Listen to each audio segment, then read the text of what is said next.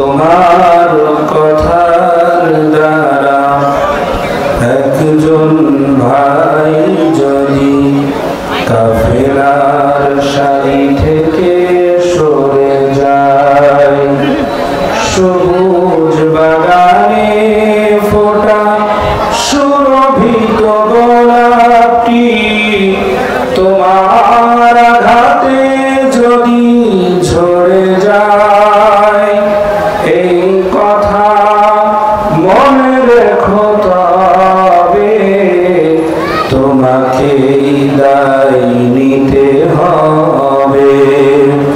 এই কথা মনে রেখো, তবে তোমাকেই দায় নিতে হবে।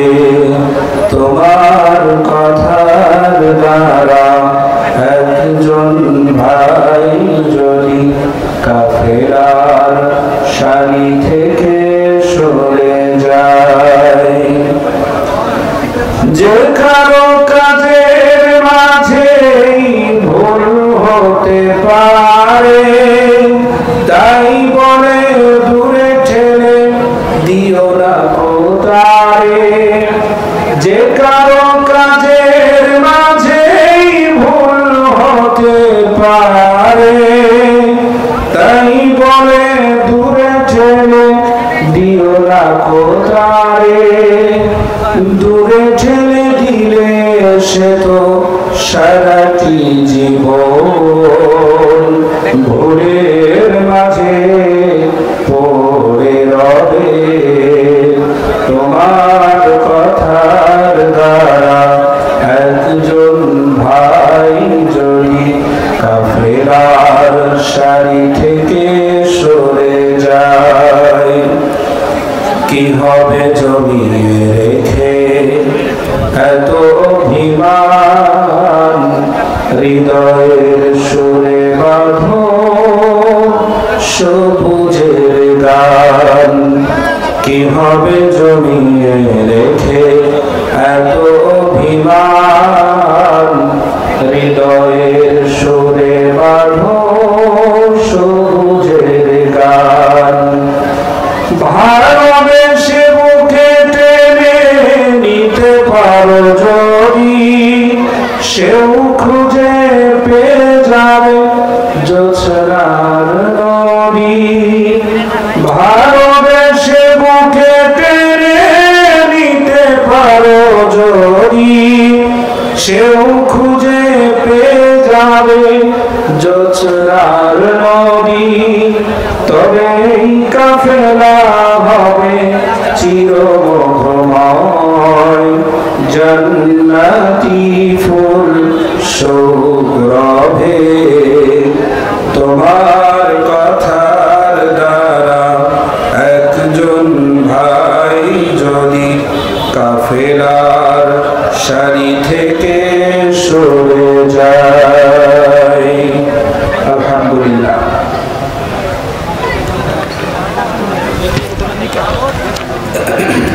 আজকের মাহফিলের সম্মানিত সুযোগ্য সভাপতি, কাশীপুর ইউনিয়ন পরিষদের সম্মানিত সাবেক শ্রদ্ধাভাজন চেয়ারম্যান জনাব মোহাম্মদ সোহরাবউদ্দিন সরকার স্টেজে উপস্থিত হয়েছেন।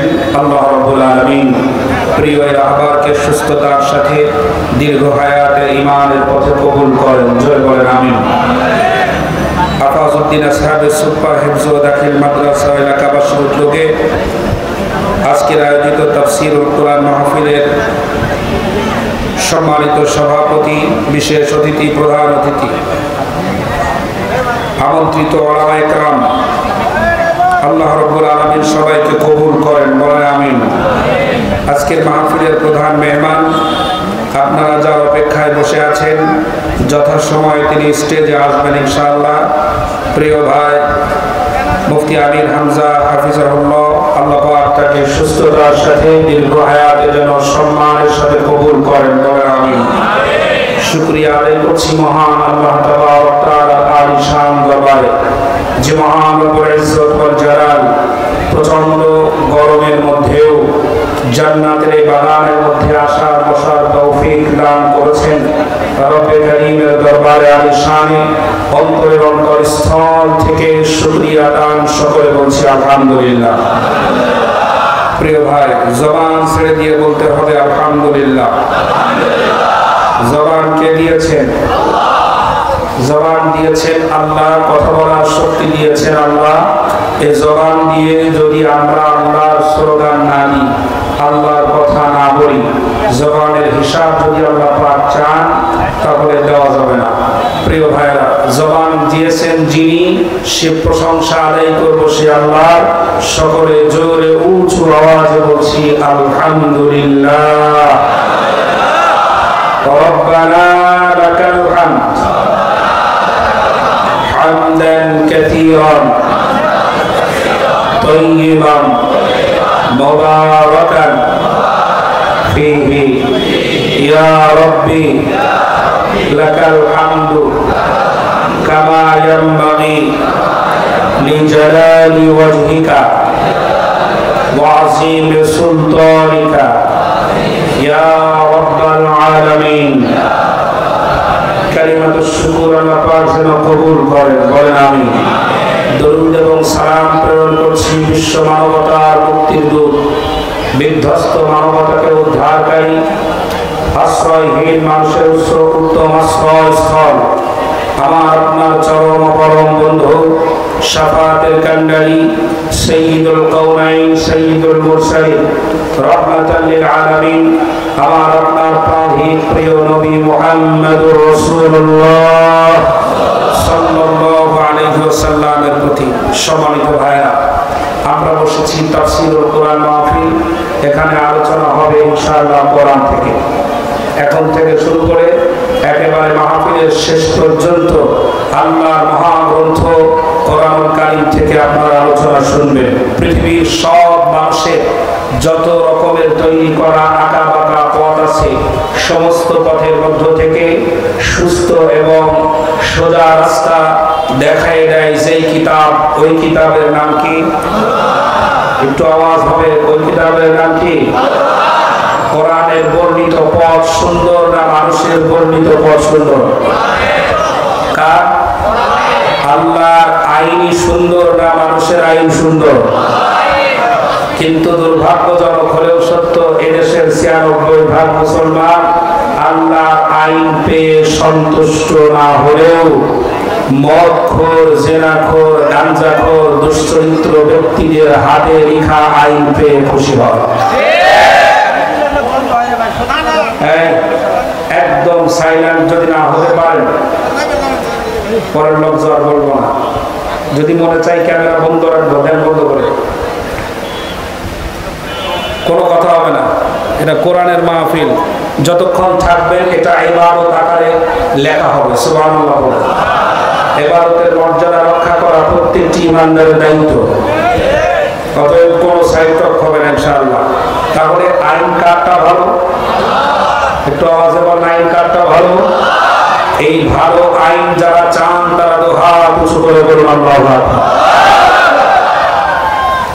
আইন চান? একটু জোরে আওয়াজে বলেন তো, হ্যাঁ। আরো জোরে, আরো জোরে। আমার হাত নামান। আল্লাহর আইন যারা চান না তারা হাত তোলেন। আল্লাহর আইনের যারা চান না তারা একটু না বলেন।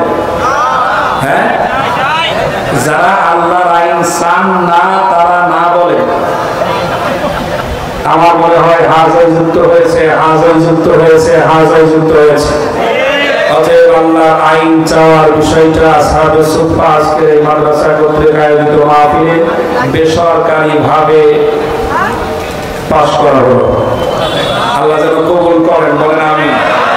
বলেন আমিন। প্রিয় ভাইরা, আল্লাহর আইন সমাজে যদি প্রতিষ্ঠিত হয়, মুসলিম সমাজ সহ সারা পৃথিবীর সকল মানুষই নিরাপদ থাকবে। সুবহানাল্লাহ।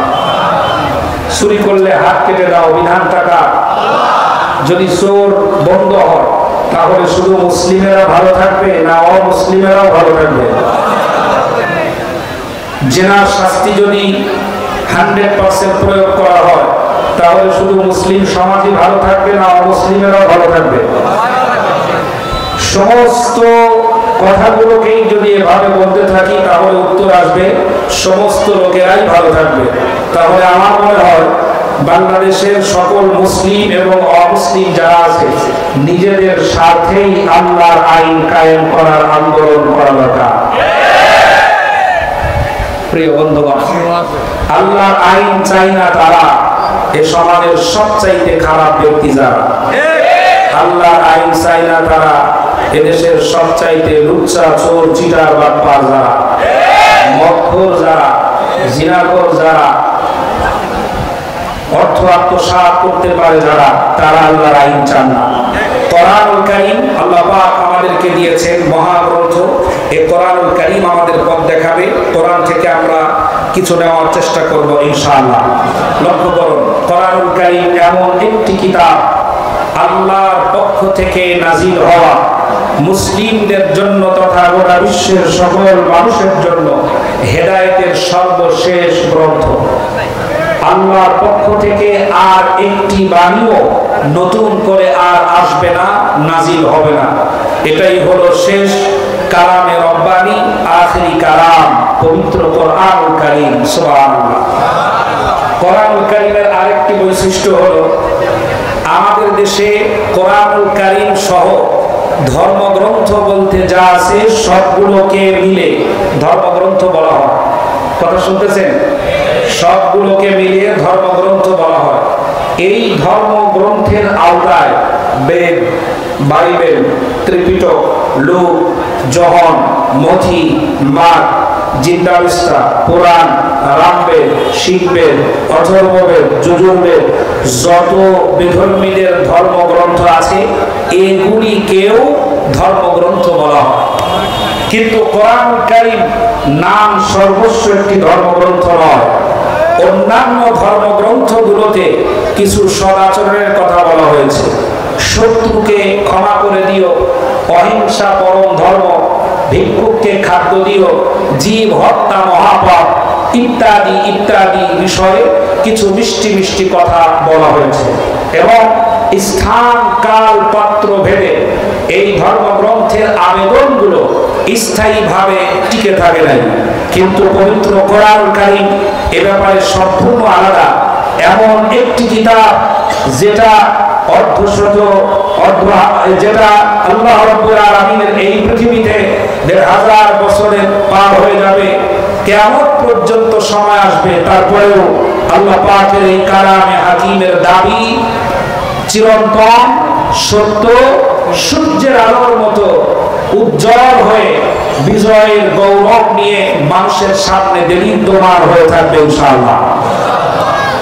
অন্যান্য ধর্মগ্রন্থগুলোর মধ্যে যা আছে পবিত্র কোরআনুল কারীম সে ব্যাপারে একটু ভিন্ন। আল্লাহর কোরআনে কি নাই সব আছে। কোরআনুল কারীমে একেবারে পিঁপড়া থেকে শুরু করে হাতি। কোরআনুল কারীমে পিঁপড়া নামে একটা সূরা আছে, আছে না? হাতির নামেও সূরা আছে, মাকড়সার নামে সূরা আছে, লোহার নামে সূরা আছে, মানুষের নামে কোরআনুল কারীমের সূরা আছে। মানুষের মধ্যে দুটো জাতি, দুটো শ্রেণী, একটা হলো পুরুষ আর একটা হলো নারী। পুরুষের নামে সূরা আছে, নারীর নামেও সূরা আছে। এবং সামষ্টিকভাবে মানুষের নামে আল্লাহ পাক পবিত্র কোরআনুল কারীমে সূরা নাযিল করেছেন। কোরআনুল কারীমে যা দরকার, পিঁপড়া থেকে শুরু করে হাতি আর মানুষ, এদের জীবন পরিচালনার জন্য যা দরকার তার সবগুলো দিয়ে আল্লাহ পাক পবিত্র কোরআনুল কারীম নাযিল করেছেন। জোরে বলেন সুবহানাল্লাহ। কোরআনুল কারীম শুরু হয়েছে বিসমিল্লাহ দিয়ে। কি দিয়ে? কথা শুনতেছেন? কি দিয়ে শুরু হয়েছে? বিসমিল্লাহর প্রথম অক্ষর কি? বা। আর শেষ হয়েছে কি? কোন সূরা দিয়ে? নাসের শেষ আয়াত কি? মিনাল জিন্নাতি ওয়ান নাস। এই নাসের শেষ শব্দ, শেষ অক্ষরটা কি? প্রথম অক্ষর। বিসমিল্লাহ প্রথম অক্ষর আর নাসের শেষ অক্ষর, দুইটাকে জুড়ে দিলে কি হয়? বাস। আল্লাহ রাব্বুল আলামিন যখন কোরআনুল কারীম নাযিল করে বলতে চাইলেন, পৃথিবীর মানুষেরা, শুরু করলাম বা দিয়া, শেষ করলাম সিন দিয়া, বাস হয়ে গেল। তামাম পৃথিবীর মানুষের জীবন পরিচালনার জন্য যা দরকার আল্লাহ রাব্বুল আলামিন কোরআনুল কারীমের মধ্যে দিয়ে দিয়েছেন। সুতরাং আইন ধার করার জন্য পৃথিবীর কোন মানুষের দিকে আর তাকায়া থাকা লাগবে না। আইন দিয়েছেন কে? আল্লাহ রাব্বুল আলামিন কোরআনুল কারীম দিয়েছেন। কোরআনুল কারীম শুধু কোরআনুল কারীম এতটুকু কথার ভিতরেই শেষ নয়, এমন একটি কিতাব আল্লাহ পাক আমাদেরকে দিয়েছেন যা দিয়ে পরিবার চালানো যায়, যা দিয়ে রাষ্ট্র চালানো যায়, যা দিয়ে পররাষ্ট্রনীতি তৈরি করা যায়, যা দিয়ে আলোচনার টেবিল বানানো যায়, এমন একটা কিতাব আল্লাহ রাব্বুল আলামিন আমাদেরকে দান করেছেন। যে জাতির কাছে জীবন্ত কিতাব কোরআনুল কারীম থাকে, ওই জাতি যদি আবার মানুষের কাছে আইনের জন্য হাত পাতে, তাহলে বোঝা যাবে জাতি কোরআনের ব্যাপারে বেখবর। কোরআনুল কারীমের ব্যাপারে কোনো খবর নাই।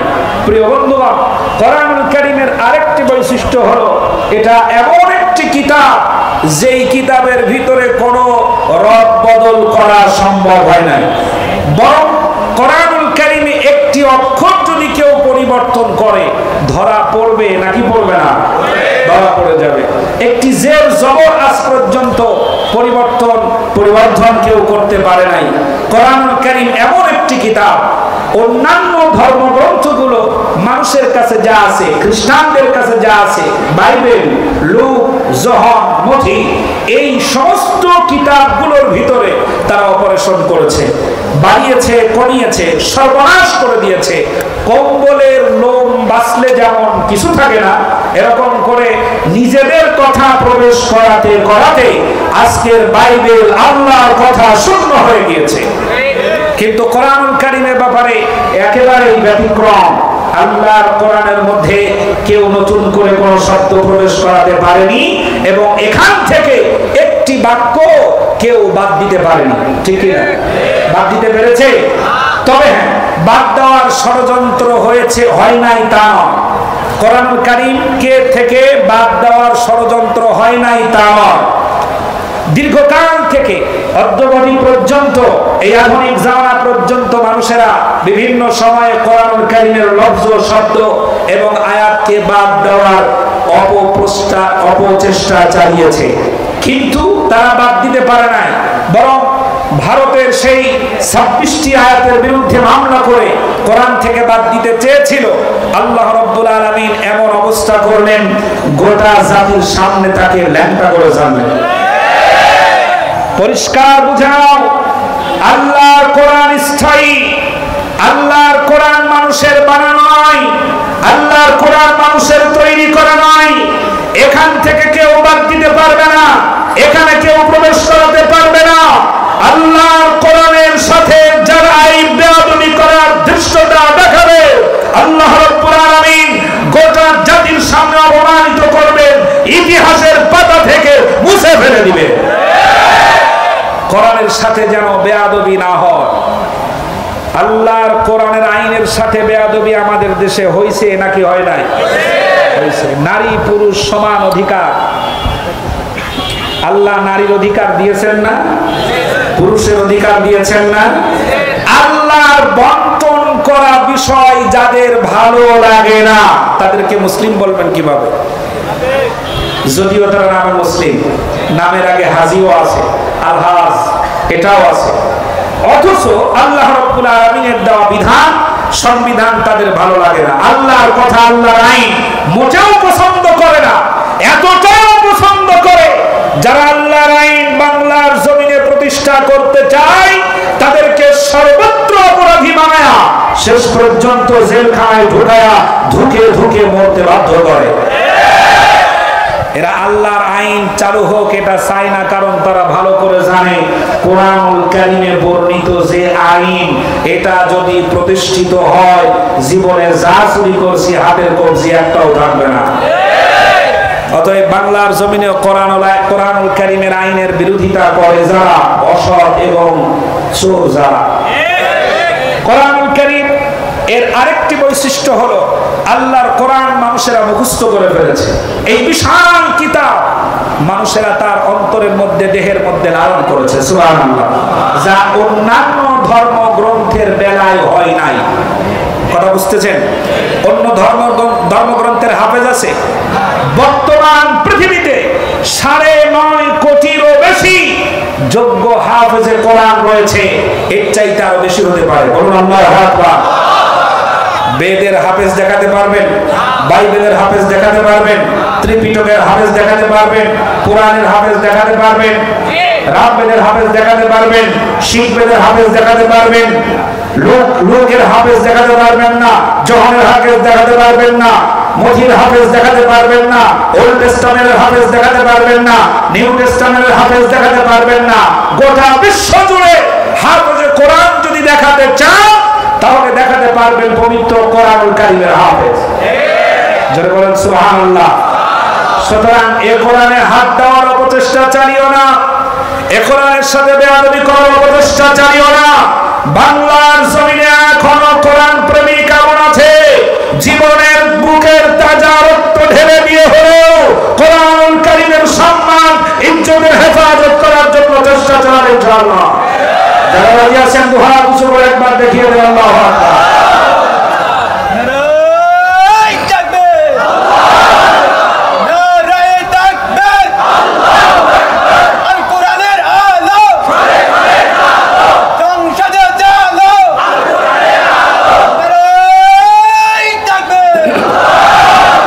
আলহামদুলিল্লাহ, কবুল করেন, বলেন আমিন। কোরআনুল কারীমের আরেকটি মুজিজা, আরেকটি বৈশিষ্ট্য হলো কোরআন আল্লাহ পাকের দেওয়া একটি বিরাট বড় মুজিজা। সুবহানাল্লাহ। কার মুজিজা? আছেন না চলে গেছেন? এত তাড়াতাড়ি আওয়াজ কমালে হবে? আছেন তো? মুজিজাটা কার? আল্লাহ। আল্লাহর মুজিজা। লক্ষ্য করেন মুজিজা কি?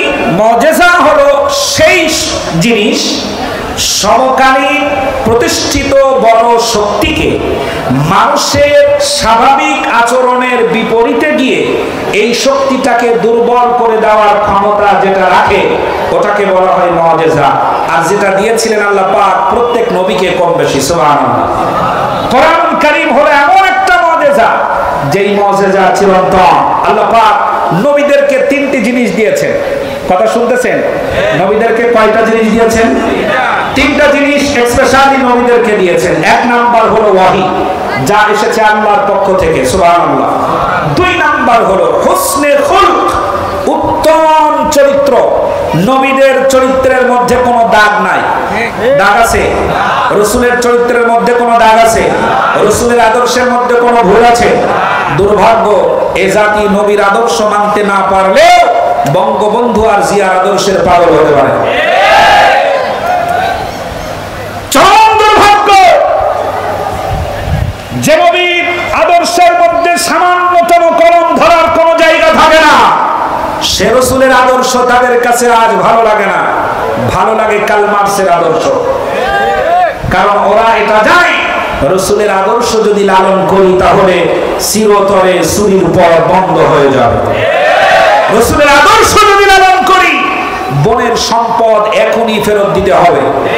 রাসূলের আদর্শ যদি লালন করি ভাইয়ের সম্পদ এখনই ফেরত দিতে হবে, তা যদি 1000 কোটি টাকার হয়।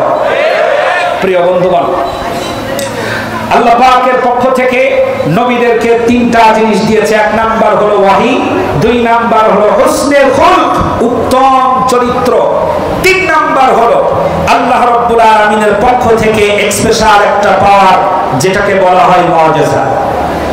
আল্লাহ রাব্বুল আলামিন দাউদ আলাইহিস সালামকে মুজিজা দান করেছিলেন। দাউদ আলাইহিস সালাম যখন লোহাগুলো হাত দিয়ে চেপে ধরতেন, এমন মুজিজা আল্লাহ রাব্বুল আলামিন দিয়েছিলেন। হাত দিয়ে চেপে ধরার সাথে সাথে লোহাগুলো মনের মতো গলে আঙ্গুলের ফাঁক দিয়ে বেরিয়ে যেত। মূসা আলাইহিস সালামকে আল্লাহ পাক মুজিজা দিয়েছিলেন লাঠি। কি দিয়েছিলেন? লাঠি। আল্লাহ রাব্বুল আলামিন প্রশ্ন করলেন, ওয়া মা তিলকা বিয়ামিনিকা ইয়া মূসা। মূসা, তোমার হাতে কি?